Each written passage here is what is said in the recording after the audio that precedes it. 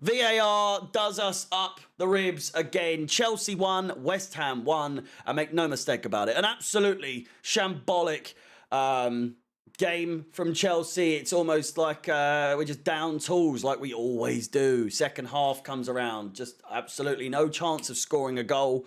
No chance of anything coming to fruition. No game plan. No nothing. No nothing. And my patience is wearing thin with one Graham Potter. If this is what is to be expected right now, and it's trust the process. Trust the process. In Potter we trust. And come on. The geezer has 41% win percentage. The lowest of any manager in the last 27 years. We can't even beat West Ham, who are in 17th place. They're absolute pony this year. And I know we are as well, but come on! Look at the players we have on our disposal. Look at the players we have on the fucking pitch. And we can't beat Poxy West Ham. Jesus Christ, the expectations are so low as well. I was getting aggy and people were still being like, oh, come on, you know, a draw's all right here. Fuck off! No, it's not. It's absolute shite. We've drawn 3 games in a row now. We beat Palace, lost to Fulham, lost to City, another draw. Our last win was back in the 27th of fucking December. Before the Palace game, obviously. Loss. 4 losses in a row from until then was our last victory. And that was in a it doesn't mean anything game against Dinamo Zagreb, which we went 1-0 down at home. Oh, we're muddied. We're absolutely muddied. Havertz still staying up front, still starting as a striker, even though he has no credentials for being a striker. And we know this. Everyone says it. Even Havertz fans say that he's not a striker. He's a number 10. He's got to be here, he's got to be there, anywhere but up front, but that's the only fucking place we play the cunt! I'm sick of it! We've got Fofana on the bench, Aubameyang's out of favour, but I'd still prefer that at this point, because at least then, when they do fuck all as well, at least we can say, well, you know, we've actually got a striker on the pitch this time. And you can blame them, but the fact that we've got Havertz as the striker, you can't blame him at this point. Well, you can, if you have a brain. But people are just like, you can't blame him. He's not a striker, but then he scores, and it's, whoa, you know, he's so good.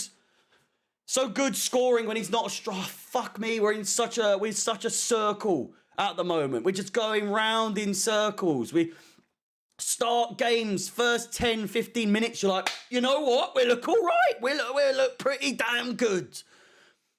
Then we give away a little bit of a tricky one where like Cucurella just gives the ball away for fun. They score, and then it's, well, straight through the shitter.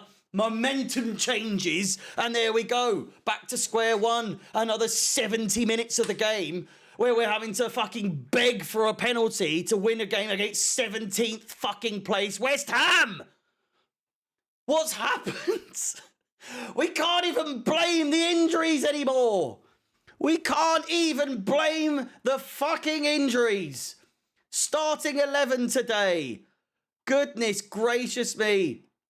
Kepa in goal. He's on number 1 now. James, we've got him back. He doesn't look himself still. Thiago Silva, new contract. He had some dicey moments, but he's still fucking amazing. Badiashile, so good. So good. Cucurella, fuck off. Getting on me tits. When Chilwell's 100% fit, I never want to see this goon play for the club whilst Chilwell is 100%. Because there's no fucking need. He doesn't pass to Mudryk. All he does is turn around and pass it back. We had 2 fucking corners where he'd received the ball, turned around and played it all the way back to Kepa. We had a corner on 2 occasions. And the momentum just fucking gone. Just like that. Because he didn't want to risk losing the ball by playing it over the top or whatever. God forbid he plays the ball fucking forward. Loftus-Cheek back from injury. Still not 100%, but I thought, you know, he gave it his all. Dodgy in moments, but strong and did his thing. Fernandes, brilliant through ball. But I'm just convinced he was losing the ball a bit too much. But I've looked, he lost the ball. 10 misplaced passes, but 84 was successful, which is ridiculous for an 89% pass success rate. Madueke, hopeful for the future. Like, he looks very good, very pacey, very agile. He manages to cause some ruckuses, but down the right-hand side, James to Madueke, nothing really going there. Kukurea to Mudryk, nothing there. He doesn't pass to him, ever. João Felix, just unbelievable. Just unbelievable. A fantastic player. Hopefully we sign him. Just changed the game so much from that first 10 minutes. That's why I got excited thinking, you know what? We might win a game for once. We might win a game. But it wasn't to be. 2 offsides and a fantastic goal from Felix. Havertz, we've gone through. Absolutely pointless being up front. But in terms of Graham Potter, CFC Daily just said, we're at the stage again of what it was like before we played Palace. If we can't beat Southampton, the position has to be under discussion, major discussion, because after that, the games look challenging where zero momentum can be built. And if we look after this game, right, what have we got?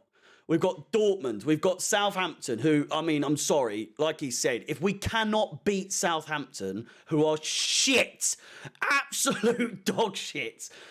Dortmund, I was confident beforehand, but I've looked at them. They've won 5 in a row since the return, or since the beginning of 2023. So I think we're fucked in the Champions League, to be honest with you. We've got Southampton, which undoubtedly will find a way to lose or draw. We've got Tottenham, who we haven't lost to in quite some time, I believe. Leeds, again, another game where I could see us really struggling there. Dortmund again in the second game. We've got Leicester, Everton, who will be absolutely up for that game. Villa, Wolves, Brighton. So I'm really at a stage now. I'm worrying now. I'm worrying. I've been worrying for a long time. Is that I look at all these games, and before I'd be like, you know what, Southampton could do them. Tottenham will do them. We always do. Leeds, fairly confident we could beat them. Dortmund again away. At home, you know, maybe get a result there. Leicester, usually, yeah. Everton, absolutely, get a result there. Villa.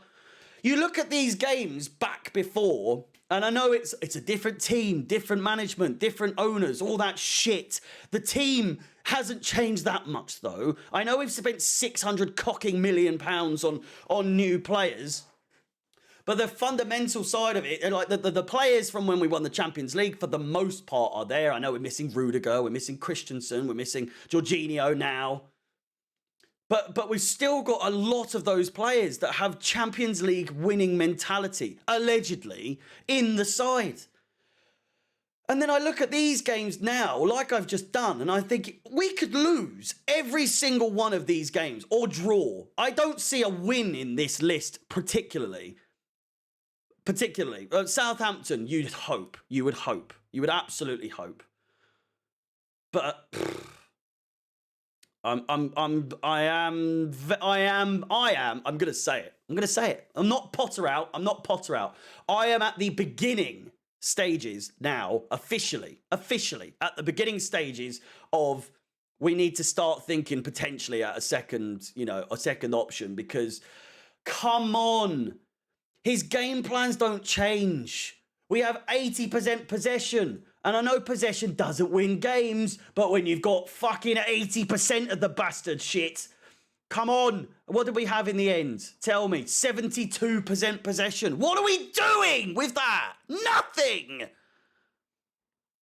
Can I see passes? We had 654 passes to their 241. I'm done. What's the point of all that? What is the point of all that? We've got no end product at all. Listen, it is what it is. We'll see. I'm scared for Dortmund. Listen.